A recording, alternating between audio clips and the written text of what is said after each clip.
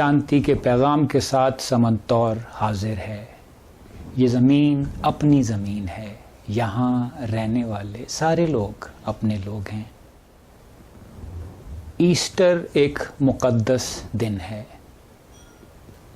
اس سال ایسٹر کے دن یعنی اتوار اپریل 21 کے روز سری لنکا میں 6 جگہوں پہ بیک وقت دہشت گردی کی کارروائیاں ہوئیں، جن میں 300 کے قریب لوگ ہلاک ہوئے۔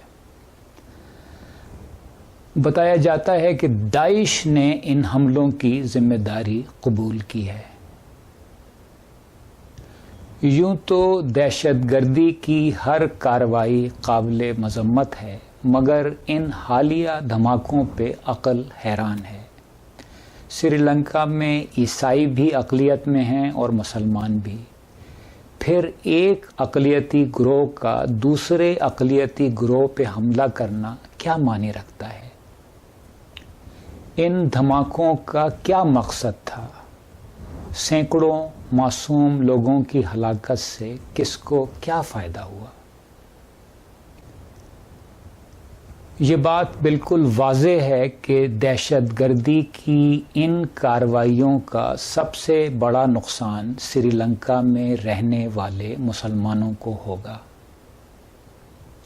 اگر ان حملوں کے پیچھے واقعی داعش ہے تو کیا یہ حملے یہ دکھانے کے لیے کیے گئے تھے کہ ہم شکست خوردہ نہیں ہیں، ہم اب بھی کچھ نہ کچھ کر سکتے ہیں، چاہے وہ کیسی ہی گھٹیا، قابل مذمت، احمقانہ حرکت کیوں نہ ہو؟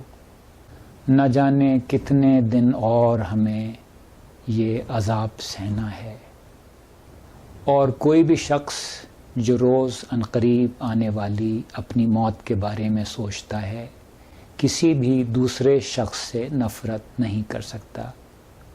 ایک خوشگوار زندگی گزارنے کے لیے آپ بھی ایسے ہی سوچئے۔ زندگی رہی تو اگلے شو کے ذریعے آپ سے پھر ملاقات ہوگی۔